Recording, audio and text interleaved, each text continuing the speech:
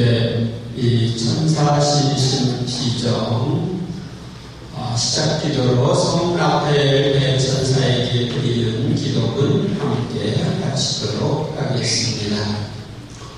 지극히 어미하신 라파엘 대천사님, 당신은 시리아에서 메디아까지 가는 청년 토비아의 길에 항상 충실히 동행하셨으니 영원을 향한 위험한 여정길을 가는 저희 길에도 동행해 주소서. 지극히 지혜로우신 라파엘 대천사님, 당신은 티그리스 강가를 가실 때에 토비아에게 그를 위협하던 물고기를 완전히 장악하는 법을 가르쳐 주심으로써 죽음에서 그를 지켜주셨으니 저를 집어삼키기 위해 온통 저를 둘러싸고 있는 악마의 공격으로부터 제 영혼을 지켜주소서. 지극히 신실하신 라파엘 대천사님, 당신은 눈먼 토빗에게 가장 값진 시력의 선물을 되찾아 주셨으니 제 영혼을 괴롭히고 타락시키는 눈먼에서 제 영혼을 구해 주시어 언제나 하느님의 계명길을 확실히 가게 하소서. 지극히 완전하신 라파엘 대천사님, 당신은 항상 하느님의 왕좌 앞에 계시며 하느님을 찬양하고 하느님께 영광을 드리며 하느님을 섬기고 계시니 저 또한 하느님의 현존에서 눈을 떼지 않음으로써 저의 생각과 말과 행위가 항상 하느님의 영광과 저희 성화를 지향하게 하소서. 아멘. 천사신심에 오신 분들에게 이 천사신심 피정에 오신 여러분 모두를 환영합니다. 이 피정을 하게 된 동기는 다음과 같습니다.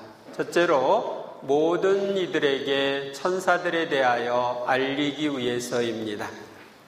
성경에 천사에 대해서 많이 나오고 있고 교회의 가르침과 성모님의 메시지에 천사에 대해서 많이 나오고 있지만 사람들은 대부분 천사들에 대해서 잘 모르고 있습니다.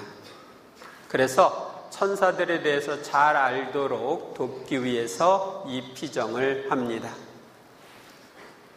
둘째로 천사들과 친밀한 사귐을 나누며 도움을 받도록 하기 위해서 이 피정을 합니다. 성경에 나오는 위대한 인물이나 성인 성녀들 중에는 많은 분들이 천사들과 친하게 지내며 여러 도움을 받았습니다.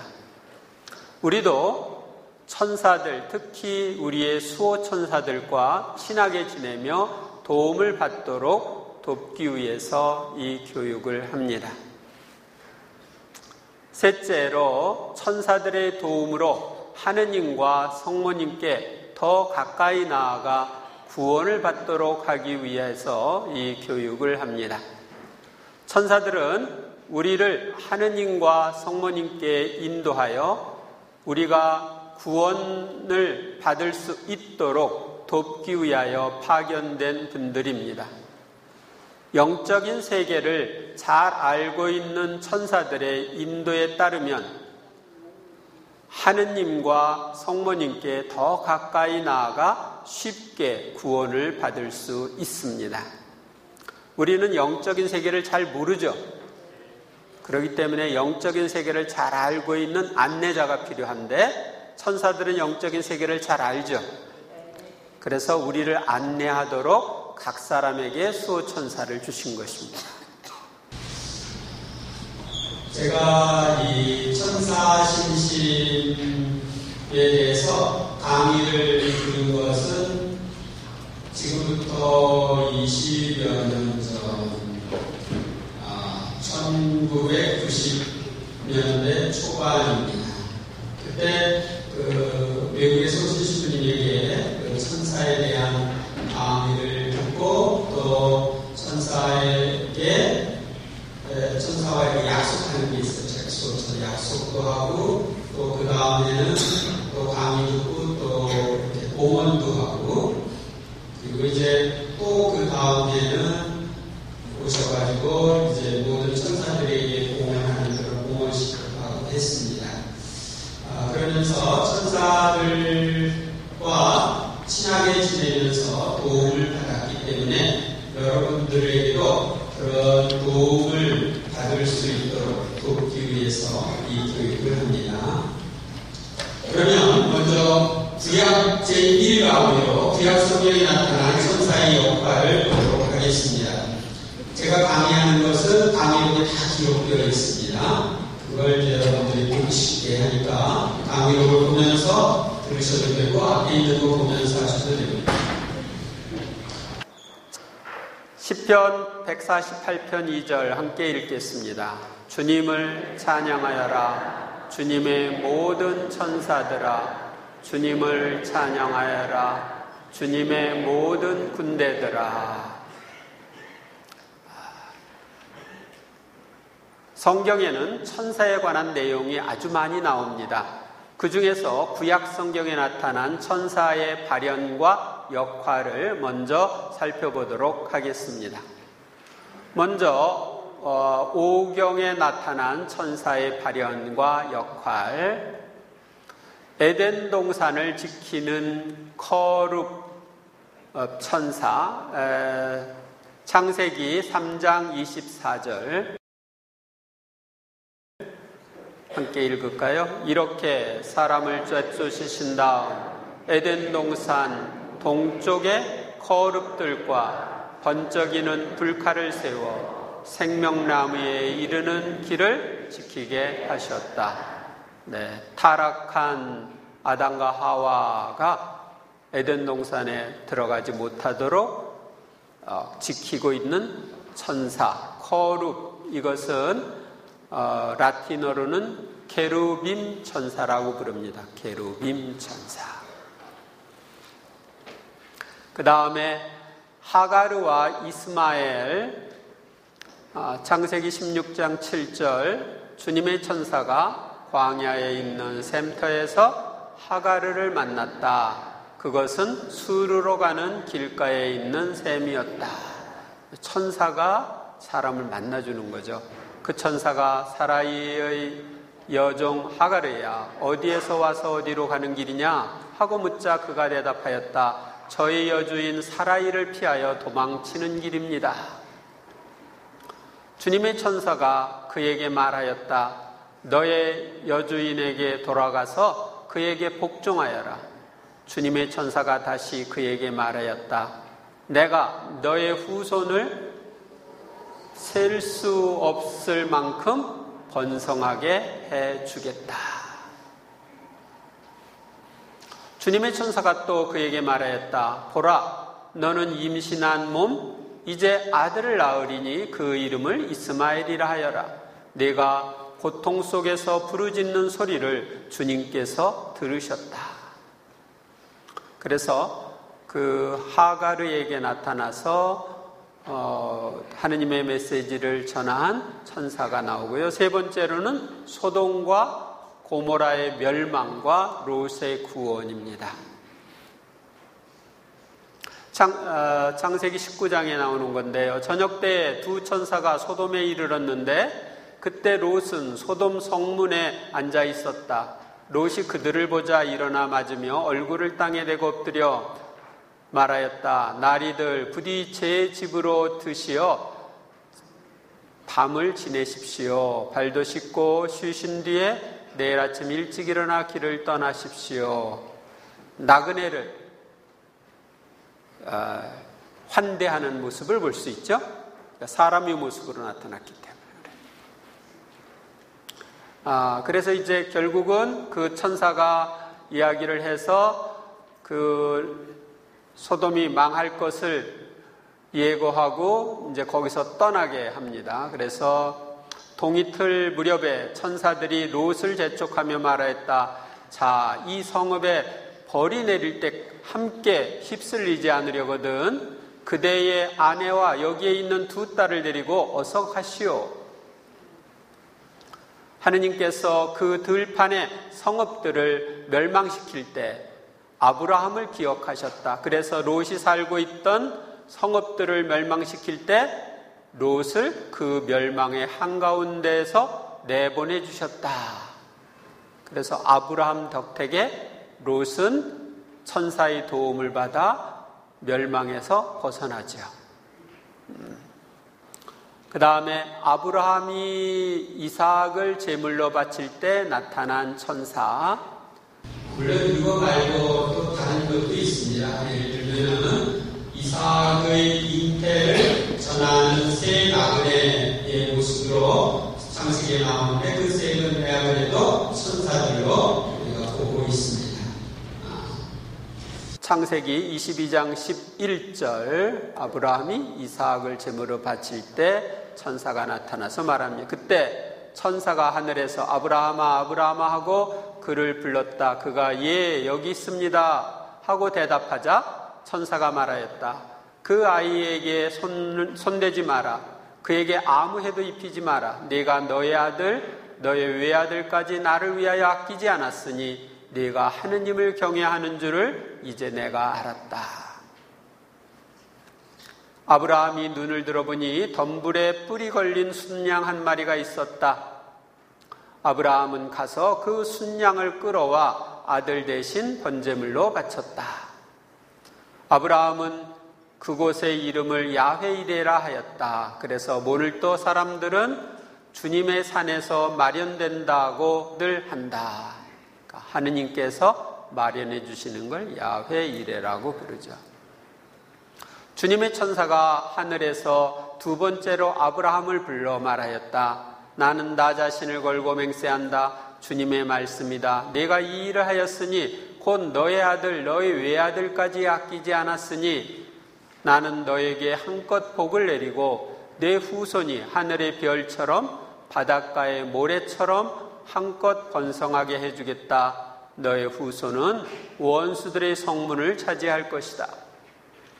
내가 나에게 순종하였으니 세상의 모든 민족들이 너의 후손을 통하여 복을 받을 것이다. 즉 아브라함과 하느님과의 관계에서 천사가 중재 역할을 했기 때문에 하느님이 말하듯이 아브라함에게 천사가 이야기하죠. 하느님의 말씀을 전하는 거예요. 그래서 외아들을 바치는 그런 결단을 외아들보다 하느님을 더 중요시한 거예요. 하느님이 할아버지니까 하는 거니까 하느님을 십자에 놓고 섬김으로써 우리는 아브라함 덕택에 세상의 모든 민족들이 너희 후손을 통하여 복을 받을 것이다. 이것은 그 후손 가운데 메시아가 올 거다. 그 메시아를 통해 우리가 복을 받는 걸 이야기합니다. 야곱에게 나타난 천사 기원전 1683년경 창세기 28장 12절 꿈을 꾸었다. 그가 보니 땅에 층계가 세워져 있고 그 꼭대기는 하늘에 닿아 있는데 하느님의 천사들이 그 층계를 오르내리고 있었다. 그래서 그 장소를 베델이라고 이제 나중에 부릅니다. 하느님의 집. 그가 그 꿈속에서 하느님의 천사가 야곱아 하고 부르시기에 내가 여기 있습니다 하고 대답하였더니 꿈에 천사를 통해서 하느님께서 이제 이야기하십니다. 야곱도 길을 떠났다. 그는 도중에 하느님의 천사들과 마주쳤다. 야곱은 그들을 보고 이곳은 하느님의 진영이구나 하면서 그곳의 이름을 마하나임이라 하였다. 하느님의 천사들과 야곱이 만난 이야기를 하고 있습니다. 그 다음에 탈출기에 나타난 천사. 탈출기 3장 2절, 주님의 천사가 떨기나무 한가운데로부터 솟아오르는 불꽃 속에서 그에게 나타났다. 그가 보니 떨기가 불에 타는데도 그 떨기는 타서 없어지지 않았다. 그 다음에 탈출기 14장 19절, 이스라엘 군대 앞에 서서 나아가던 하느님의 천사가 자리를 옮겨 그들 뒤로 갔다. 구름 기둥도 그들 앞에서 자리를 옮겨 그들 뒤로 가 섰다. 그래서 천사가 이스라엘 백성들을 인도하고 있는 모습을 볼 수가 있고, 뒤에 그 이집트 군대들이 오고 있기 때문에 그들과의 사이를 이렇게 막는 모습을 볼 수 있죠. 탈출기 23장 20절, 보라, 내가 너희 앞에 천사를 보내어 길에서 너희를 지키고 내가 마련한 곳으로 너희를 데려가게 하겠다. 너희는 그 앞에서 조심하고 그의 말을 들어라. 그가 너희 죄를 용서하지 않으리니 그를 거역하지 마라. 그는 내 이름을 지니고 있다. 너희가 그의 말을 잘 들어 내가 일러준 것을 모두 실행하면 나는 너희 원수들을 나의 원수로 삼고 너희 적들을 나의 적으로 삼겠다. 나의 천사가 앞장서서 너희를 아모리족, 히타이트족, 프리즈족, 가나안족, 히위족, 여부스족이 사는 곳으로 데려갈 것이다. 나는 그들을 멸종시키겠다. 여기에 보면은 그 이스라엘의 천사, 이스라엘 백성을 인도하는 천사가 있는 걸 볼 수가 있습니다. 그러면은 한국을 인도하는 천사도 있는 거예요. 출기 32장 34절, 이제 너는 가서 내가 너에게 일러준 곳으로 백성을 이끌어 가거라. 보아라, 내 천사가 내 앞에 서서 나갈 것이다. 그러나 내 징벌이 날에 나는 그들의 죄를 징벌하겠다. 천사가 앞장서서 이스라엘 백성들을 인도합니다. 나는 너희 앞에 천사를 보내어 가나안족, 아모리족, 히타이트족, 프리즈족, 히위족, 여부스족을 몰아내겠다. 민수기에 보면 발람과 그의 나귀에게 나타난 천사가 나옵니다. 하느님께서는 발람이 가는 것을 보고 진노하셨다. 이 발람은 그 이스라엘 백성이 아니고 이방인인데, 이스라엘 백성이 이집트를 탈출해서 가나안 복지로 갈 때 옆에 있는 백성이 두려워가지고 이스라엘 백성을 저주해달라고 해서 갔던 사람입니다. 그래서 주님의 천사가 그를 막으려고 길에 서 있었다. 발라함은 나귀를 타고 가고 하는 하인 둘도 그와 함께 있었다. 나귀는 주님의 천사가 칼을 빼어 들고 길에 서 있는 것을 보고는 길을 비켜나 밭으로 들어갔다. 발라함은 나귀를 때려 다시 길로 들어서게 하였다.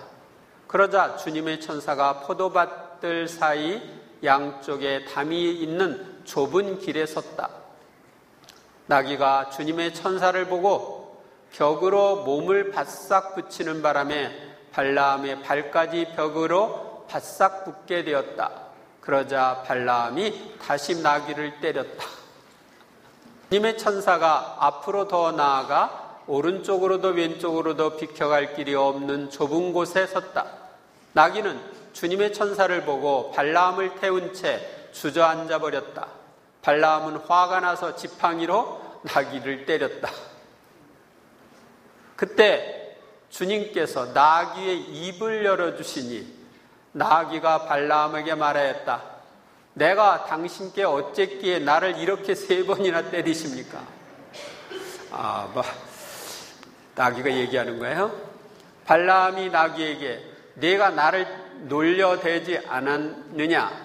내 손에 칼만 있었으면 내가 너를 당장 쳐 죽였을 것이다 하자 나귀가 발람에게 말하였다.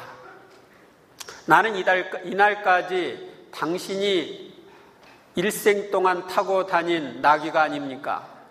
내가 언제 당신께 이렇게 하는 버릇이라도 있었습니까?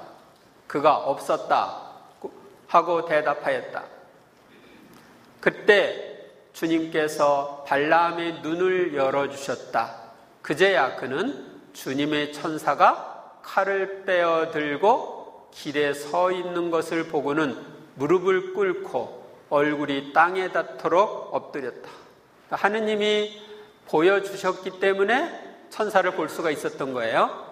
그리고 나귀도 천사를 보았고 또 하느님이 말을 할 수 있도록 해줬죠.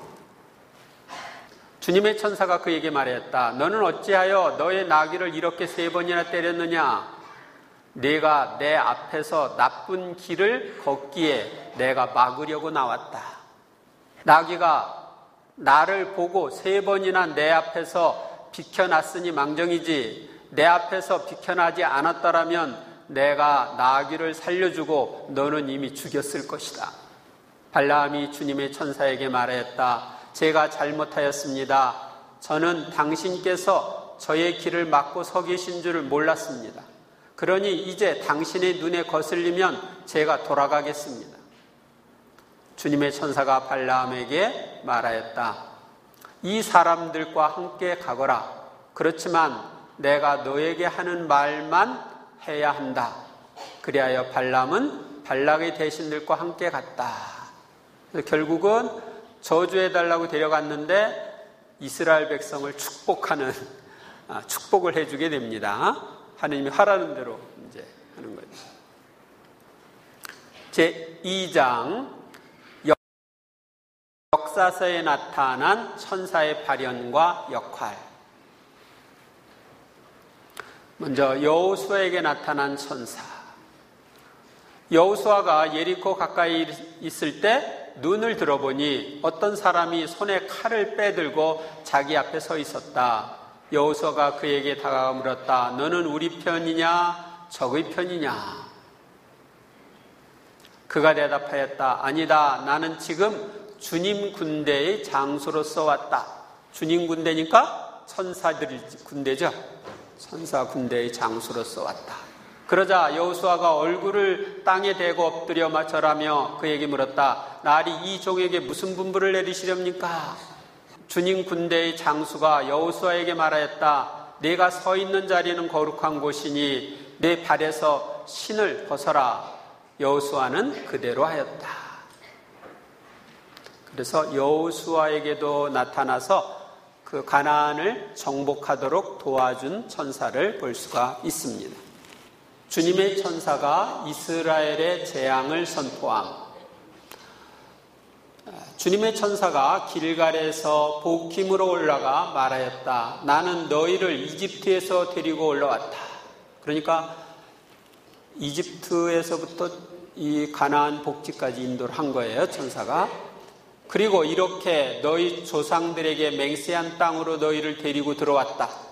그때 내가 말하였다. 나는 너희와 맺은 계약을 영원히 깨트리지 않겠다. 그러니 너희는 이 땅의 주민들과 계약을 맺지 말고 그들의 제단들을 허물어 버려야 한다. 이교들의 제단이니까 허물어 버리는 거죠. 그런데 너희는 내 말을 듣지 않았다. 너희가 어찌 이럴 수 있느냐? 그러므로 내가 말해둔다. 나는 그들을 너희 앞에서 몰아내지 않겠다. 그리하여 그들은 너희의 적대자가 되고 그 신들은 너희에게 올가미가 될 것이다. 주님의 천사가 이스라엘의 모든 자손에게 이 말을 하자 그들은 목 놓아 울었다. 이스라엘 백성들이 이집트에서 해방되어서 가나안 복지까지 가고 그 복지를 점령할 수 있도록 도와준 게 천사예요. 근데 천사의 말을 듣지 않으니까 이제 그 사람들, 그 지역에 가나안 지역에 살고 있는 사람들을 몰아내지 않겠다고 얘기하는 거죠. 기드온이 천사를 통해 부르심을 받음. 주님의 천사가 아비에제르 사람 요아스의 땅 오프라에 있는 이 향염나무 아래에 와서 앉았다. 그때 요아스의 아들 기드온은 미디안족의 눈을 피해 밀을 감추어 두려고 포도 확에서 밀 이삭을 떨고 있었다. 주님의 천사가 그에게 나타나서 힘센 용사야, 주님께서 너와 함께 계시다 하고 말하였다. 그러자 기드온이 천사에게 물었다. 날이 외람된 말씀이다만 주님께서 저희와 함께 계시다면 어째서 저희가 이 모든 일을 겪고 있단 말입니까? 저희 조상들이 주님께서 우리를 이집트에서 데리고 올라오지 않으셨더냐 하며 이야기한 주님의 그 놀라운 일들은 다 어디에 있습니까? 지금은 주님께서 저희를 버리셨습니다. 저희를 미디안의 소나기에 넘겨버리셨습니다. 주님께서 기드온에게 돌아서서 말씀하셨다. 너의 그 힘을 지니고 가서 이스라엘을 미디안족의 소나기에서 구원하여라.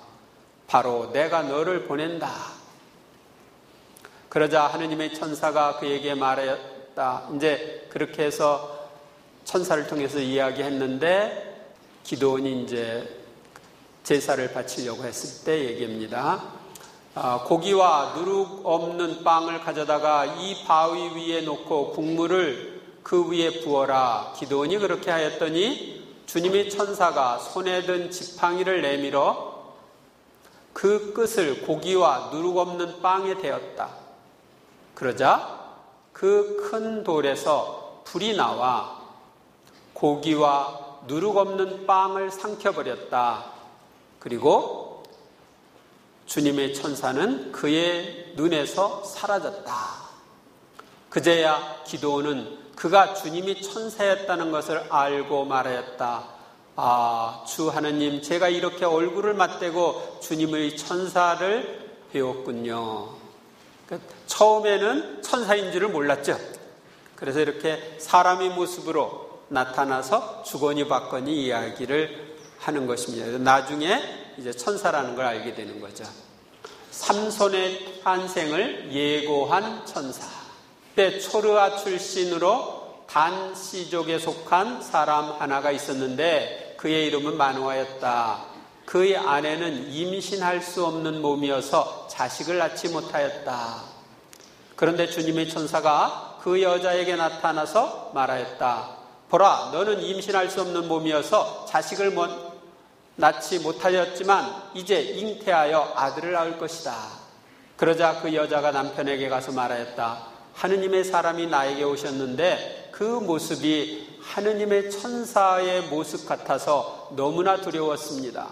그래서 나는 그분이 어디에서 오셨는지 묻지도 못하였고 그분도 당신 이름을 알려주지 않으셨습니다.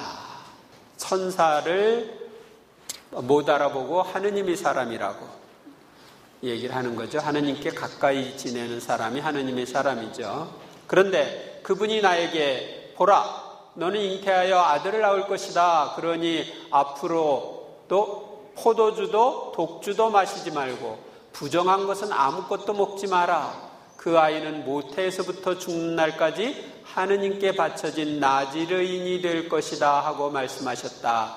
이 나지르인은 뭐냐면은 이스라엘 백성들 중에서 하느님께 일정 기간 봉헌된 삶을 사는 사람들인데 그들은 머리도 안 깎고 독주, 소주도 안 마시고 부정한 것들을 일절 금하는 생활을 하는 거예요.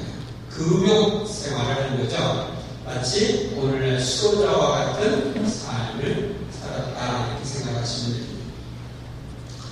수도자의 전신이다. 그래서 마누아가 주님께 기도하였다. 주님, 외람된 말씀입니다만 당신께서 보내신 하느님의 사람이 저에게 다시 와서 태어날 아이에게 저희가 어떻게 해야 할지를 가르치게 해 주십시오. 하느님께서는 마누아의 말을 들어주시어 하느님의 천사를 그 여자에게 다시 가게 하셨다. 그때 그 여자는 들에 앉아 있었고 그의 남편 마노아는 함께 있지 않았다. 그래서 그 여자는 급히 남편에게 달려가 알렸다. 이봐요, 저번에 나에게 오셨던 그분이 나타나셨어요. 마노아는 일어나 아내를 뒤따라갔다. 그 사람이 있는 곳에 다다른 그는 당신께서 전에 이 여자에게 말씀하신 분이십니까? 하고 물었다. 그가 그렇다 하고 대답하자 마노아가 그에게 또 물었다. 앞으로 당신의 말씀이 이루어지면 그 아이는 어떤 사람이 되며 또 무슨 일을 해야 합니까? 그러자 주님의 천사가 마노아에게 말하였다. 내가 말한 모든 것을 저 여자는 명심해야 한다. 저 여자는 포도나무에서 나는 것은 아무것도 먹어서는 안 된다. 포도주도 독주도 마셔서는 안 되고 부정한 것은 아무것도 먹어서는 안 된다. 내가 명령한 모든 것을 저 여자는 지켜야 한다. 마노아가 주님의 천사에게 새끼 염소를 한 마리 잡아 올리겠으니 좀 기다려 주시겠습니까? 하고 물었다. 그러자 주님의 천사가 마노아에게 대답하였다. 내가 기다리기는 하여도 네가 준비한 음식을 먹지는 않겠다. 그러나 번제물을 드리고 싶으면 그렇게 하여라. 마노아는 그가 주님의 천사라는 사실을 알지 못하였던 것이다. 천사라는 걸 모르니까 이렇게 대화를 할 수 있는 거죠. 마노아가 다시 주님의 천사에게 당신의 이름은 무엇입니까? 그래야 당신의 말씀이 이루어지면 저희가 당신을 공경할 수 있지 않겠습니까? 하고 물었다. 그러나 주님의 천사는 내 이름은 무엇 때문에 물어보느냐? 그것은 신비한 것이다. 하고 대답하였다. 그제야 마노아는 새끼 염소 한 마리와 곡식 예물을 가져다 바위 위에서 신비한 일을 하시는 분 주님께 바쳤다. 그러고 나서 마노아는 아내와 함께 지켜보았다. 그때 제단에서 불길이 하늘로 올라가는데 주님의 천사도 그 제단의 불길을 타고 올라가는 것이었다. 이를 보고 마노아와 그의 아내는 얼굴을 땅에 대고 엎드렸다. 주님의 천사는 마노아와 그의 아내에게 다시는 나타나지 않았다. 그제야 마노아는 그분이 주님의 천사였다는 것을 알았다. 그래서 나중에 아는 거예요. 나중에. 결국 여기에서 누가 나와요? 삼손이 나오죠? 그래서 삼손이 이제 역할을 하는 거죠. 다섯 번째로 인구조사 후 흑사병으로 백성을 치는 천사를 본 다윗. 기원전 965년경입니다. 그리하여 주님께서 그날 아침부터 정해진 날까지 이스라엘에 흑사병을 내리시니 단에서 부엘세바까지 백성 가운데에서 7만 명이 죽었다. 엄청나게 많은 사람이 죽었죠. 천사가 예루살렘을 파멸시키려고 그쪽으로 손을 뻗치자 주님께서 재앙을 내리신 것을 후회하시고 백성을 파멸시키는 천사에게 이르셨다. 이제 됐다. 손을 거두어라. 그때 주님의 천사는 여부스 사람 아라우나의 타작마당에 있었다. 백성을 치는 천사를 보고 다윗이 주님께 아뢰었다. 보통 사람들은 안 보이죠. 이럴 때는 하느님이 보여주시는 거예요. 제가 바로 죄를 지었습니다. 제가 못된 짓을 하였습니다. 그러나 이 양들이야 무슨 잘못이 있습니까? 그러니 제발 당신 손으로 저와 제 아버지의 집안을 쳐주십시오. 재앙을 내려달라고 그러는 거죠. 그래서 재앙을 하느님께서 내릴 때 어떤 때는 천사를 통해서도 하신다는 걸 알려주죠. 엘리야가 천사의 도움을 받고 호렙산으로 가.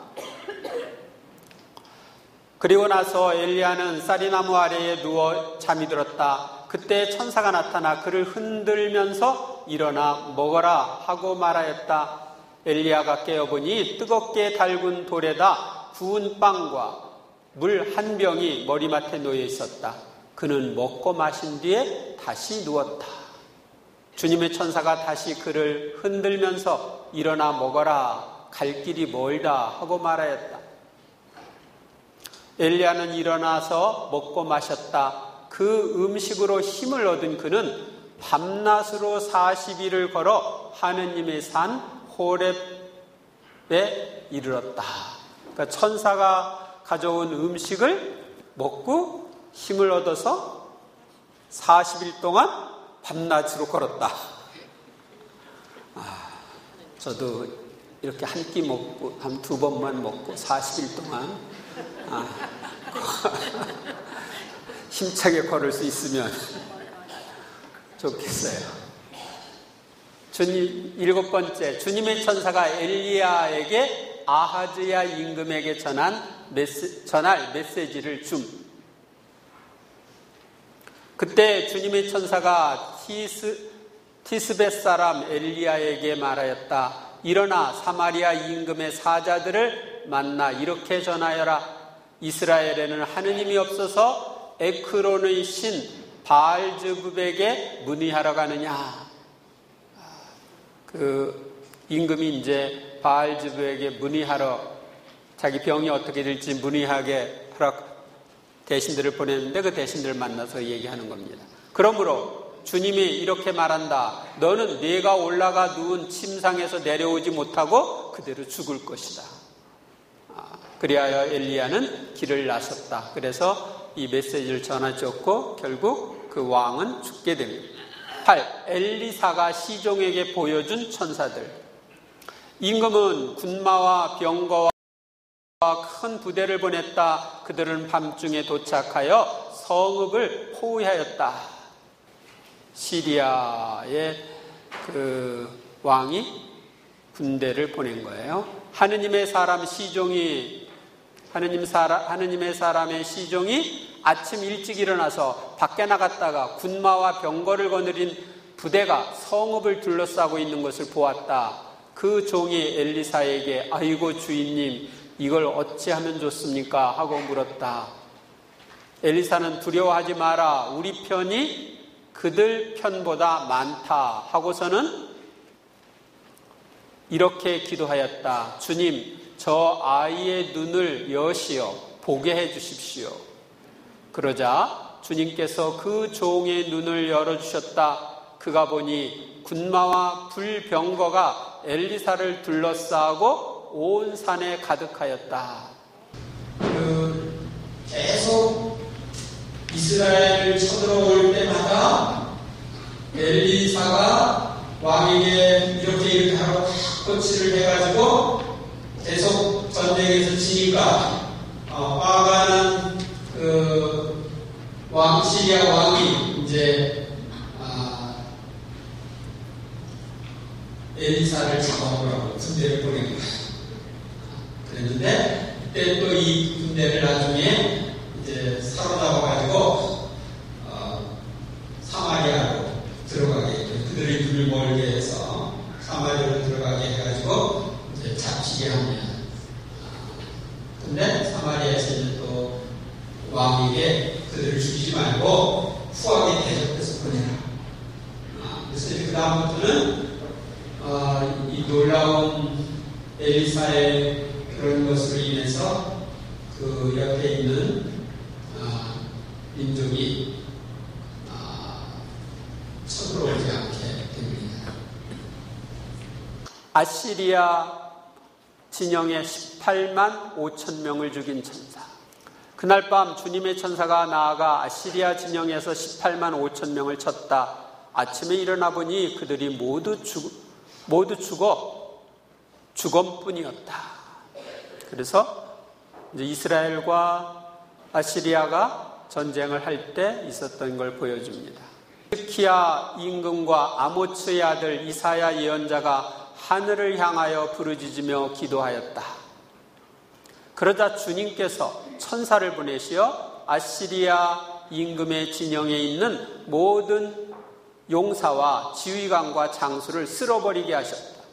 그리하여 아시리아 임금이 수치를 안고 제 나라로 돌아가 자기 신의 신전에 들어가자 거기에서 친자식 몇이 그를 칼로 쳐서 쓰러뜨렸다. 그래서 하느님이 돌봐주는 이스라엘과 그쪽을 쳐들어온 아시리아, 거기에 대한 거기서 이제 천사가 개입해서 있었던 것을 알려주고 있습니다.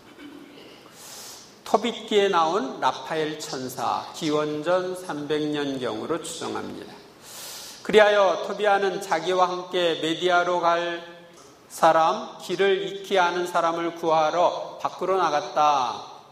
밖으로 나간 토비아는 바로 자기 앞에 있는 라파엘 천사를 발견하였다. 그러나 그가 하느님의 천사인 줄을 알지 못하였다. 하늘에 계신 하느님께서 너희를 그곳까지 무사히 인도하시고 너희를 건강한 몸으로 나에게 데려다 주기를 빈다. 얘야, 또 그분의 천사께서 너희가 안전하도록 동행해 주시기를 빈다. 선하신 천사께서 토비아와 함께 가실 터이니 이 아이는 여행을 잘 마치고 건강한 몸으로 돌아올 것이요. 그리하여 청년 토비아는 천사와 함께 집을 나섰다. 그 집 개도 청년을 따라 집을 나서서 그들과 함께 떠났다. 그 두 사람은 길을 가다가 첫째 날 밤이 되자 티그리스 강가에서 야영을 하기로 하였다.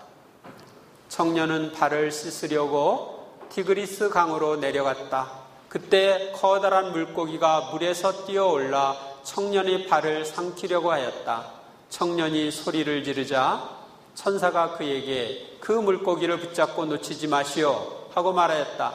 청년은 물고기를 붙들어 무트로 가지고 올라왔다. 그러자 천사가 말하였다. 물고기의 배를 갈라 쓸개와 염통과 간을 빼내어 잘 간수하고 내장은 버리시오. 그 쓸개와 염통과 간은 효험이 있는 약이라오. 천사가 이렇게 대답하였다.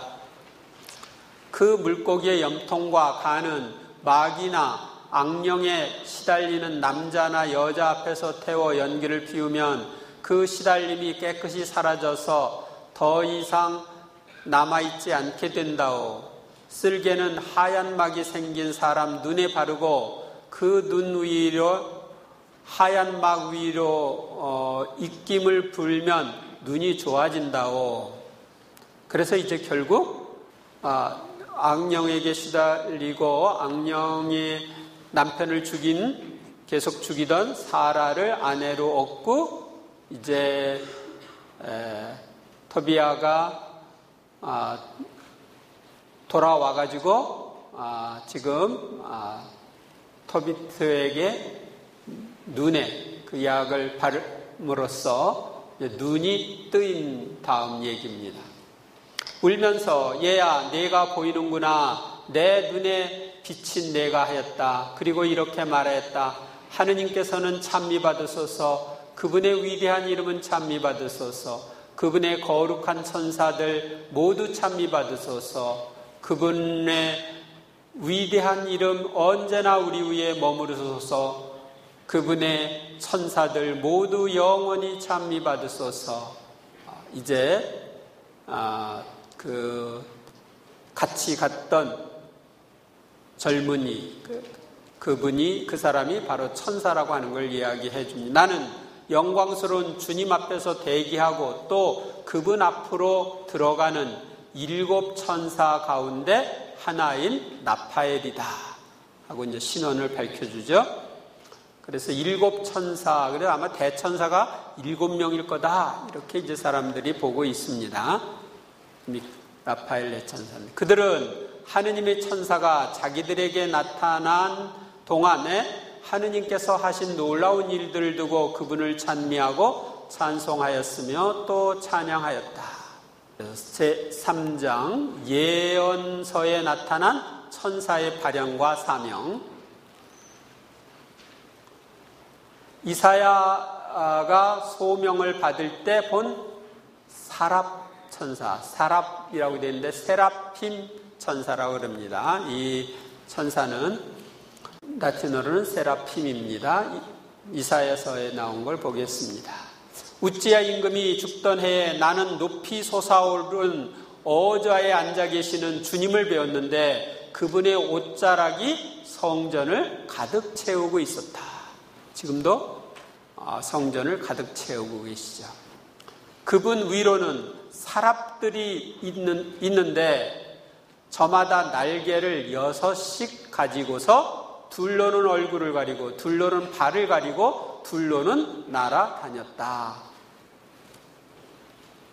하느님의 광채는 너무나 강렬하여 바로 볼 수 없기에 얼굴을 가리고 하느님 앞에서는 걷거나 돌아다닐 수 없기에 발을 가렸다고 합니다. 그리고 그들은 서로 주고받으며 외쳤다. 거룩하시다, 거룩하시다, 거룩하시다. 만군의 주님, 온 땅에 그분의 영광이 가득하다. 그래서 지금 여기 있는 천사가 세라핌 천사입니다. 날개가 6개.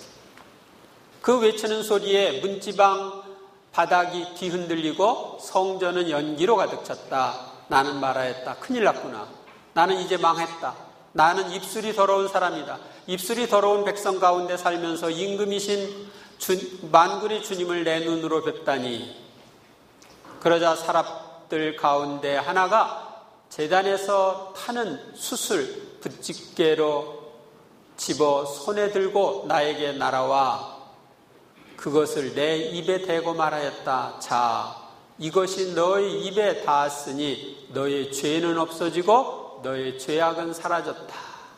그때 나는 이렇게 말씀하시는 주님의 소리를 들었다. 내가 누구를 보낼까? 누가 우리를 위하여 가리요?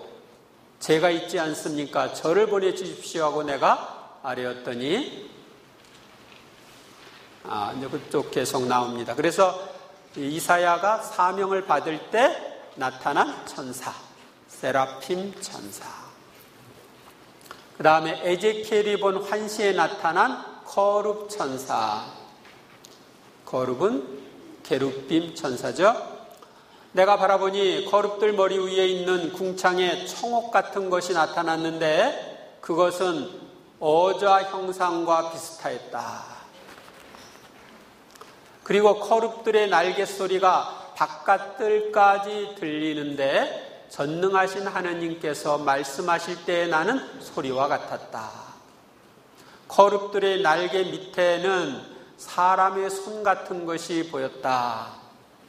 이렇게 손 같은 것이 보이는 거예요. 내가 또 바라보니 바퀴 4개가 거룹들 곁에 있는데 거룹마다 곁에 바퀴가 하나씩 달려 있었다. 그 바퀴들의 모습은 빛나는 녹주석 같았다. 그들의 몸 전체, 등과 손과 날개와 바퀴에까지 곧 4거룹의 바퀴들에까지 사방에 눈이 가득하였다. 거룹마다 얼굴이 4인데 첫째 거룹의 얼굴이고 둘째는 사람의 얼굴, 셋째는 사자의 얼굴, 넷째는 독수리의 얼굴이었다. 뭐라고 쓰세요? 사복음서라고 쓰죠. 사복음서의 그 사람의 얼굴, 이것은 이제 마태복음 가리키는 거죠. 독수리는 요한복음, 소는 이것은 누가복음, 사자는 마르코복음. 나는 크바르 강가에서 이스라엘의 하느님을 떠받들고 있는 생물들을 보았다. 나는 그들이 거룹임을 알 수 있었다. 그들은 저마다 얼굴이 4시고 날개도 4인데 날개 밑에는 사람의 손 같은 형상이 있었다. 그 다음에 세 번째는 주님의 천사가 불감에 내려와 구해주는 이야기입니다. 그때 주님의 천사가 가마속 아자르야와 그의 동료들 곁으로 내려와서 불길을 가마 밖으로 내몰고 가마 복판을 이슬 머금은 바람이 부는 것처럼 만들었다. 물질에 작용하는 것을 볼 수 있죠. 그렇게 하여 그들은 불에 닿지도 않고 아프거나 괴롭지도 않았다. 거룹들 위에 좌정하시어 깊은 곳을 내려다 보시는 당신께서는 찬미 받으소서. 이제 그 불에서 구원을 받은 세 사람이 하느님을 찬미하는 거예요. 주님의 천사들아 주님을 찬미하여라. 영원히 그분을 찬송하고 드높이 찬양하여라. 하느님을 믿기 때문에 그 화덕에 던져졌는데 이제 역전이 됩니다. 네부카르네자르가 말하였다. 이는 왕입니다. 사르닥과 메삭과 아벳느고의 하느님께서는 찬미 받으소서. 그분께서는 당신의 천사들을 보내시어 자기들의 하느님을 신뢰하여 몸을 바치면서까지 임금의 명령을 어기고 자기들의 하느님 말고는 다른 어떤 신도 섬기거나 절하지 않는 당신의 종들을 구해내셨다. 그래서 나중에 이제 이 사람들은 오히려 높은 벼슬을 하게 되죠. 천사를 통해 다니엘을 사자의 굴에서 구해내신 하느님. 이 바빌론 포로 생활을 했을 때 있던 얘기입니다. 그러자 다니엘이 임금 다리우스에게 대답하였다. 임금님, 만수무강하시기를 빕니다. 저의 하느님께서 천사들을 보내시어 사자들의 입을 막으셨으므로 사자들이 저를 해치지 못하였습니다. 제가 그분 앞에서 무죄하다는 사실이 드러났기 때문입니다. 그리고 임금님, 저는 임금님께도 잘못을 저지르지 않았습니다. 그래서 천사가 사자들이 입을 막아가지고 다니엘을 사자굴에서 지켜주는 이야기입니다. 또 다니엘이 본 환시의 뜻을 풀이해주는 천사. 환시의 뜻을 천사가 풀이를 해주는 거예요. 내가 보고 있는데 마침내 옥좌들이 놓이고 연로하신 분께서 자리에 앉으셨다. 그분의 옷은 눈처럼 희고 머리카락은 깨끗한 양털 같았다. 그분의 옥좌는 불꽃 같고 옥좌의 바퀴들은 타오르는 불 같았다. 불길이 강물처럼 뿜어나왔다. 그분 앞에서 터져나왔다. 그분을 시중드는 이가 100만이요 그분을 모시고 선 이가 10,000,000이었다. 법정이 열리고 책들이 펴졌다. 나 다니엘은 정신이 산란하였다. 머릿속에 떠오른 그 환시들이 나를 놀라게 하였다. 그래서 나는 그곳에 서 있는 이들 가운데 하나에게 다가가서 이 모든 일에 관한 진실을 물었다. 그러자 그가 그 뜻을 나에게 알려주겠다고 말하였다. 그 천사가 이렇게 말하였다. 네 번째 짐승은 세상에 생겨날 네 번째 나라이다. 그 어느 나라와도 다른 이 나라는 온 세상을 집어삼키고 짓밟으며 으스러뜨리리라. 그래서 환시에 대한 설명을 쭉 해줍니다. 그래서 천사를 통해서 하느님이 이런 설명도 하신다는 거죠. 6. 가브리엘 천사가 다니엘에게 환시를 설명한 이제 가브리엘 천사가 또 설명을 하는 거예요. 나 다니엘이 이렇게 환시를 보고서 그 뜻을 깨달아 보려고 하는데 장정처럼 보이는 이가 내 앞에 서 있었다. 그때 나는 울라이 강 위에서 사람의 목소리를 들었는데 이렇게 부르며 말하는 것이었다. 가브리엘아, 저 사람이 환시를 깨닫게 해 주어라. 내가 이렇게 기도하며 아뢰고 있는데 지난번 환시에서 본 가브리엘이라는 이가 저녁 예물을 바칠 때에 빨리 날아와서 나에게 다가왔다. 그렇게 와서 나에게 말하였다. 다니엘아, 내가 너를 깨닫게 해주려고 이렇게 나왔다. 내가 간청하기 시작할 때에 이미 말씀이 내렸는데 그것을 일러주려고 내가 왔다. 네가 총애를 받는 사람이기 때문이다. 그러니 이 말씀에 주의를 기울여서 환상의 뜻을 깨닫도록 하여라. 다니엘이 본 환시를 설명하는 천사. 그때 내가 눈을 들어보니 아마포 옷을 입고 허리에는 우파죽음으로 만든 띠를 두른 사람 하나가 서 있었다. 그의 몸은 녹주석 같고 얼굴은 번개의 모습 같으며 눈은 횃불 같고 팔과 다리는 광을 낸 청동 같았습니다. 그가 말하는 소리는 군중의 아우성 같았다. 나 다니엘만 그 환상을 보았다. 그가 나에게 말하였다. 총애를 받는 사람 다니엘아, 내가 너에게 하는 말에 주의를 기울여라. 일어서라. 나는 파견되어 너에게 온 것이다. 그러니까 하느님 파견을 받아서 천사가 온 거예요. 그런데 페르시아 사람의 제후 천사가 20하루 동안 내 앞을 가로막았다. 그래서 일품 제후 천사들 가운데 하나인 미카엘이 나를 도우러 오자 나는 그를 그곳 페르시아 임금들 곁에 남겨두었다. 그리고 나는 뒷날 내 백성에게 일어날 일을 내가 깨닫게 해주려고 왔다. 이 환시는 그때와 관련된 것이다. 그래서 여기 보면은 페르시아 제후 천사라고 그랬는데 이것은 가브리엘을 가로막은 천사이기 때문에 타락한 천사. 그러니까 타락한 천사인 마귀들도 담당 나라가 있는 거예요. 담당 나라. 우리나라를 담당하고 있는 마귀도 있어요. 그러자 그가 말하였다. 너는 내가 왜 너에게 왔는지 아느냐? 나는 이제 돌아가서 페르시아 제후 천사와 싸워야 한다. 그러니까 이 천사들끼리 싸우나? 그런데 이 천사는 타락한 천사를 가리키는 거예요. 내가 그 일을 마치면 그리스의 제후 천사가 올 것이다. 이제 나는 진리의 책에 적힌 것을 너에게 일러주려고 한다. 너희의 제후 천사 미카엘 말고는 나를 도와 그들을 대적할 리가 없다. 그래서 이스라엘을 돌보고 있는 천사가 미카엘 대천사라는 걸 알려주고 있죠.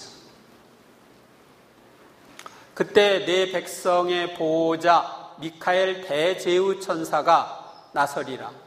또한 나라가 생긴 이래 일찍이 없었던 재앙의 때가 오리라. 그때 네 백성은 책에 쓰인 이들은 모두 구원을 받으리라. 그 다음에 천사가 하박국을 통해 사자굴에 있는 다니엘을 도와준 이야기입니다. 그때 주님의 천사가 하박국에게 말하였다. 내가 가지고 있는 그 음식을 바빌론으로 가지고 가서 사자굴에 있는 다니엘에게 주어라. 그러자 주님의 천사가 하박국의 정수리를 붙들더니 머리채를 잡고 자기 영의 위력으로 바빌론에 있는 그 굴 위에 데려다 놓는 것이었다. 그러니까 천사가 사람을 이동시키는 거예요. 이스라엘에서 바빌론으로까지. 하박국은 다니엘 하느님께서 그대에게 보내신 음식을 받으시오 하고 소리를 질렀다. 다니엘은 하느님 당신께서 저를 기억해 주셨습니다. 당신을 사랑하는 이들을 저버리지 않으셨습니다 하고 말하였다. 그러고 나서 다니엘은 일어나 음식을 먹었다. 하느님의 천사는 곧바로 하박국을 그의 고장으로 데려다 놓았다. 그 다음에 즈카르야가 8개의 환시를 보며 천사와 대화하는 이야기가 즈카리야서에 나옵니다. 첫 번째 환시 말탄기사. 다리우스 제2년 11째 달 곧 스밧달 29날에 주님의 말씀이 이또의 손자이며 베레크야의 아들인 즈카리야의 예언자에게 내렸다. 말탄 사람들이 도금냥나무 사이에 서 있던 주님의 천사에게 말하였다. 저희가 세상을 두루 다녀보니 온 세상은 평온하게 지내고 있었습니다. 그러자 주님의 천사가 아뢰었다. 만군의 주님, 당신께서는 예루살렘과 유다의 성읍들을 가엾이 여기지 않으시고 언제까지 내버려 두시렵니까? 그들에게 진노하신 지 70해나 되었습니다. 70년이 된 거예요. 70년 후에 이제 고향으로 돌아가게 됩니다. 주님께서는 나와 이야기하던 천사에게 다정하고도 위로가 되는 말씀으로 대답하셨다. 내용을 생략했고요. 나와 이야기하던 천사가 나에게 말하였다. 너는 외쳐라. 만군의 주님께서 이렇게 말씀하신다. 나는 예루살렘에 시온의 커다란 열정을 지니고 있다. 나와 이야기하던 천사에게 내가 물었다. 이것은 무엇입니까? 그가 나에게 대답하였다. 이것들은 유다와 이스라엘과 예루살렘을 흩어버린 뿌리다. 환시에 대한 설명을 해주는 겁니다. 네 번째 환시, 예수와 대사제. 그가 주님의 천사 앞에 있는 예수와 대사제에게 사제를 나에게 보여주었다. 그의 오른쪽에는 사탄이 그를 고발하려고 서 있었다. 주님의 천사가 사탄에게 말하였다. 사탄아, 주님께서 너를 꾸짖으신다. 예루살렘을 선택하신 주님께서 너를 꾸짖으신다. 이 사람은 불 속에서 꺼낸 나무 토막이 아니냐. 그때 예수와는 더러운 옷을 입고 천사 앞에 서 있었다. 천사가 자기 앞에 서 있는 사람들에게 저 사람에게 더러운 옷을 벗겨라 하고서는 예수와에게 말하였다. 보아라, 나는 너에게서 내 허물을 치워버렸다. 나는 너에게 예복을 입혀주겠다. 그리고 너희는 그의 머리에 깨끗한 터번을 씌워라 하고 말하였다. 그래서 그들은 그의 머리에 깨끗한 터번을 씌우고 그에게 예복을 입혔다. 그동안 주님의 천사가 곁에 서 있었다. 주님의 천사가 예수와에게 선언하였다. 만군의 주님께서 이렇게 말씀하신다. 내가 내 길을 따라 걷고 내 명령을 지키면 너는 내 집을 다스리고 내 뜰을 지키리라. 8번째 환시 병거. 내가 나와 이야기하던 천사에게 날이 저것들은 무엇입니까? 하고 물었다. 그러자 천사가 나에게 대답하였다. 이것들은 온 세상에 주님을 뵙고 나서 이제 길을 나서는 하늘의 네 바람이다. 검은 말들이 끄는 병거는 북쪽 땅으로 떠나고 흰 말들이 끄는 병거는 서쪽 땅으로 떠나고 점박이 말들이 끄는 병거는 남쪽 땅으로 떠날 것이다.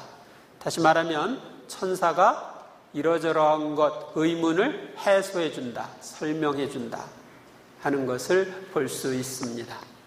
제4장 구약 성경에 나타난 천사에 관한 다른 말씀, 시편에 나온 천사와 관련된 말씀. 주님의 천사가 그분을 경외하는 이들 둘레에 진을 치고 그들을 구출해 준다. 그러니까 하느님을 경외하는 이들은 천사들의 호의를 받는다 하는 걸 보여주죠. 내 목숨을 노리는 자들은 수치를 당하여 부끄러워하리라. 내 불행을 꾸미는 자들은 뒤로 물러나 창피를 느끼리라. 그들은 바람 앞에 곁처럼 되고 주님의 천사가 그들을 몰아내리라. 그들의 길은 어둡고 미끄러우며 주님의 천사가 그들을 뒤쫓으리라. 그들 위에 만나를 비처럼 내려 먹게 하시고 하늘의 곡식을 그들에게 주셨다. 천사들의 빵을 사람이 먹었다. 그들에게 음식을 배부르도록 보내셨다. 만나를 가리키는 거예요. 저들에게 당신 분노의 열기를 격분과 경로와 환난을 재앙의 천사 무리를 보내셨다.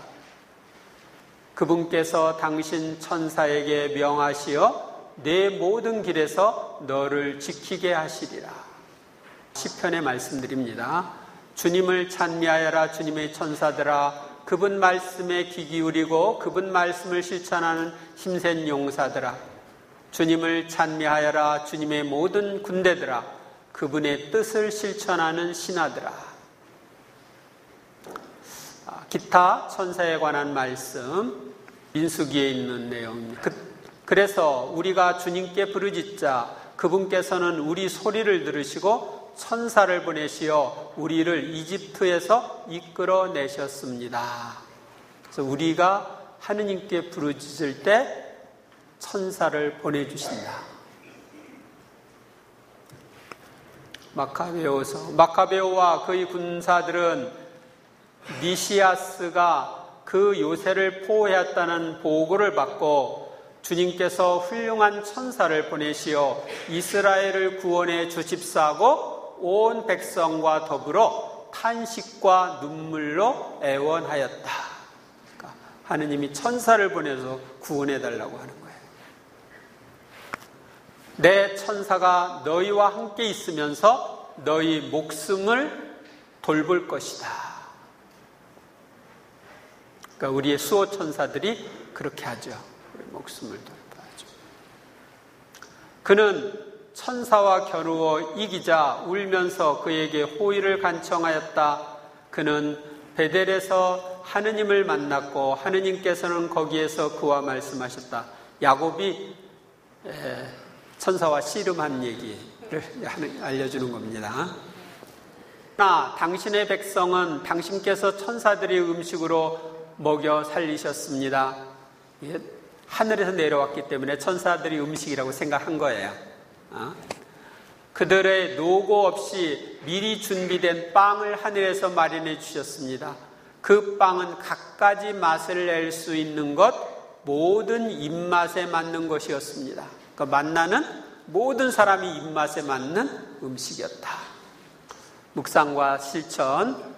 구약 성경에 나타난 천사의 발현과 역할에 대한 말씀들 중에 특히 마음에 다가온 말씀에 줄을 긋고 다시 한번 소리를 내어서 읽고 묵상하며 기도하는 것을 집에 가서 하시기 바랍니다. 아셨습니까? 그래서 책을 드린 거예요. 그 다음에 이제 오상의 비오 신부님이 이 수호 천사와의 관계에 대한 글이 있어서 여기에 적어놨습니다. 수호 천사는 그의 어릴 적뿐만 아니라 그의 전생에 걸친 충실한 반려자였습니다. 어린 시절 수호 천사는 아이의 모습을 하고 있었고 그에게 눈으로 보이는 존재였습니다. 어릴 적에 비오 신부에게 수호 천사는 그의 놀이 친구였습니다. 그러니까 수호 천사랑 놀았어요. 그는 하늘로부터 오는 친구가 있었기에 소년기를 기쁘게 지내며 천국에 대한 동경심을 키워왔습니다. 젊은 수련자 시절 악령들이 못살게 굴면 수호 천사는 그를 도와주었습니다. 천사는 비오 신부 옆에 늘 있기는 하지만 대개 그의 눈에 띄지는 않았습니다. 마귀가 나타나면 그는 지체 없이 수호 천사를 불러 도움을 청하였고 수호 천사는 신기한 방법으로 도움을 주었습니다. 수호 천사의 사명은 언제나 사탄의 관계를 물리치는 데 있었습니다. 비오 신부의 고해 신부가 비오 신부의 성덕을 시험하기 위하여 비오 신부가 모르는 불어와 그리스어로 편지를 썼을 때 수호 천사가 번역해 주었다고 합니다. 직속 장상 신부가 비오 신부에게 그리스어의 알파벳도 모르면서 어떻게 그 편지를 읽고 이해했느냐고 물었을 때 저의 수호 천사가 모두 알려준답니다 라고 대답했습니다. 비오 신부의 서한 집에는 수호 천사의 도움을 받아 불어로 쓴 2통의 편지가 남아 있습니다. 그러니까 불어를 배우지 않았는데 수호 천사가 알려줘가지고 한 거예요. 비오 신부는 거룩한 천사들을 존경하십시오. 자주 여러분의 수호 천사를 부르십시오 라고 했습니다. 수호 천사는 비범한 성덕의 길에서 비오 사제를 언제나 바르게 인도해 주었습니다.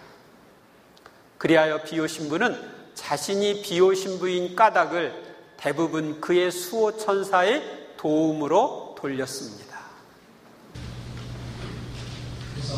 위대한 성인이 된 것입니다. 영광이 성부와 성자와